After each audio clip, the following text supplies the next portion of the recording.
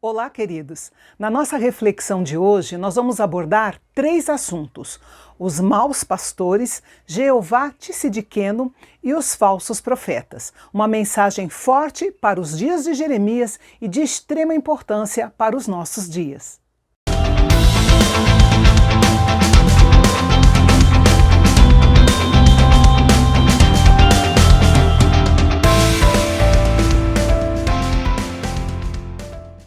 No capítulo anterior, Deus pronunciou seu julgamento e condenação contra os reis de Judá. Neste capítulo, em um sentido geral, ele começa condenando os pastores infiéis. Naqueles dias, reis e todos os que estavam em posição de liderança eram frequentemente chamados de pastores. O termo não tinha necessariamente uma conotação espiritual. Esses líderes eram dignos do castigo divino porque dispersaram, afugentaram e não cuidaram do rebanho de Deus. Alguns já haviam sido levados cativos e outros haviam se refugiado no Egito. Além disso, depois do rei Josias, nenhum dos últimos 4 reis de Judá, Jeoacás, Jeoaquim, Jeconias e Zedequias, teve qualquer preocupação espiritual no sentido de apacentar ou pastorear o povo de Deus. E eles seriam responsabilizados diante de Deus por essa negligência. No cenário moderno, o problema se repete. Cada vez mais sentimos a necessidade de líderes espirituais comprometidos que alimentem o povo de Deus, como Jesus recomendou 3 vezes a Pedro no ato da sua restauração. Deus prometeu reunir o seu povo e colocar sobre ele líderes piedosos para apacentá-los. Em um sentido mais imediato, isso foi cumprido nos bons e piedosos líderes que o povo judeu teve após o exílio. Mas, em um sentido mais amplo, podemos esperar um cumprimento mais completo quando eles se voltarem para Jesus e o reconhecerem como sendo seu Messias. No final do capítulo anterior, nós vimos que Deus havia prometido que ninguém da linhagem real de Jeconias se sentaria no trono de Davi. Parecia que a linhagem real de Davi havia sido cortada como uma árvore e apenas um toco permaneceu. No entanto, Deus faria com que desse toco nascesse um rebento, ou seja, um broto surgiria da árvore davídica ou da dinastia de Davi, que, embora cortada, não estava morta. Esse rebento se tornaria o rei da nação. Em contraste com os reis iníquos descritos por Jeremias, esse rei seria reto e governaria com justiça. Os reinos do norte de Israel e do sul de Judá seriam unidos novamente em uma só nação. Eles experimentarão a salvação e viverão em paz e segurança. Prosperidade, justiça e retidão marcarão seu reinado, que se estenderá por toda a terra, além das fronteiras de Israel. O nome desse rei é Jeová Tsidkenu, que significa Senhor, Justiça Nossa. Esse nome é uma forte evidência da divindade do Messias. Ele é Yahvé. O apóstolo Paulo aplica esse nome exaltado a Jesus Cristo, pois a sua obra no seu povo não é apenas limpar a mancha do pecado. Descansar em Jesus como nossa justiça é uma grande força.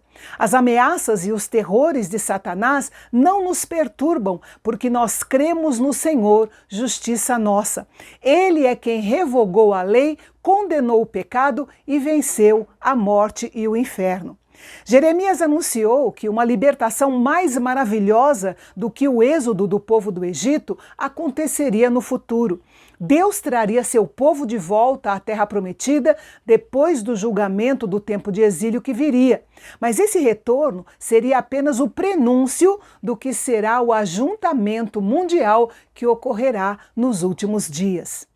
Na sequência, Jeremias expressa sua angústia por causa da presença e da obra dos falsos profetas nos seus dias.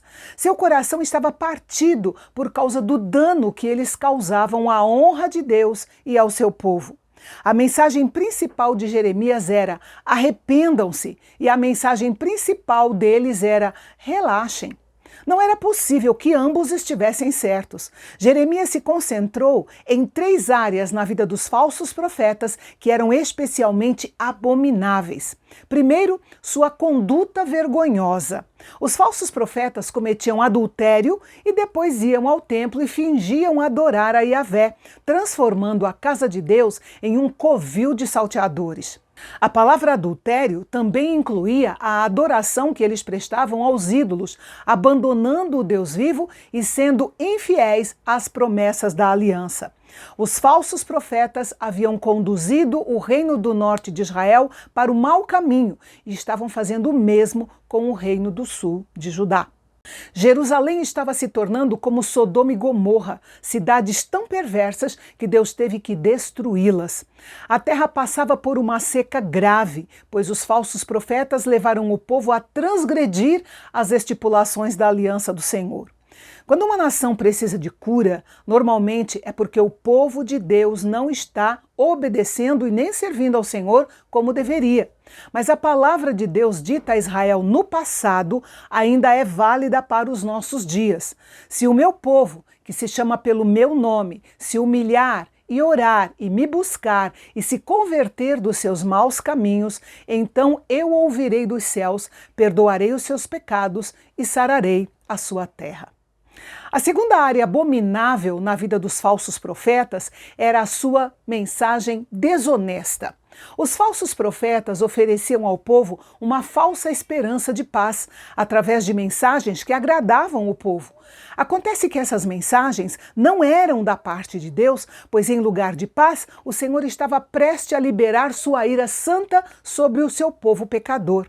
Além disso, os falsos profetas também ministravam sob uma falsa autoridade. Deus não havia lhes falado e mesmo assim eles profetizavam. Deus não os havia chamado e mesmo assim eles se diziam enviados por ele.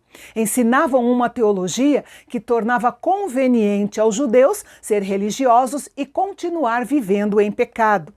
Até a inspiração divina que eles alegavam ter era falsa. Eles dependiam de sonhos e de ilusões da sua mente para criar falsas mensagens e entregá-las ao povo em nome do Senhor. A mensagem dos verdadeiros profetas é como um martelo que pode quebrar até mesmo as pedras mais duras. A palavra de Deus é um fogo que consome e purifica qualquer coisa que toca. Jeremias tinha a palavra ardendo em seu coração e nos seus lábios. Ainda existem falsos profetas e falsos mestres em nossos dias. Alguns até se infiltraram nas igrejas vestidos em pele de cordeiro. Mas a palavra de Deus nos adverte que qualquer um que afirme falar em nome do Senhor deve ser testado pela palavra de Deus. A terceira área abominável na vida dos falsos profetas eram as suas atitudes desrespeitosas. A palavra-chave hebraica nesta seção é peso, fardo. Neste contexto, significa o peso da mensagem que o Senhor coloca sobre o profeta. Por esse motivo, alguns estudiosos traduzem o termo como oráculo, porém peso é perfeitamente aceitável. Deus advertiu Jeremias a não aceitar a atitude indiferente dos sacerdotes do povo e dos falsos profetas quando perguntassem a ele qual era a mensagem pesada do Senhor. A expressão mensagem pesada do Senhor era quase um clichê usado para zombar do verdadeiro profeta de Deus. A atitude deles para com a mensagem divina era desrespeitosa e indiferente. Não estavam levando a sério nem a mensagem e nem o mensageiro de Deus.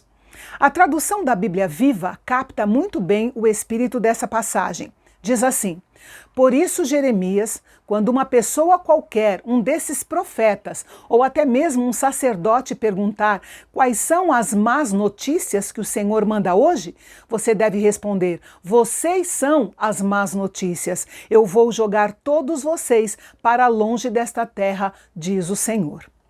E no capítulo de amanhã, vamos conhecer junto com o profeta Jeremias a grande revelação que Deus vai lhe dar ao mostrar para ele 2 cestas de figos, uma com figos bons e outra com figos estragados. Você não pode perder o nosso próximo encontro aqui no canal Bendito, o canal de Fala Fácil. Até amanhã.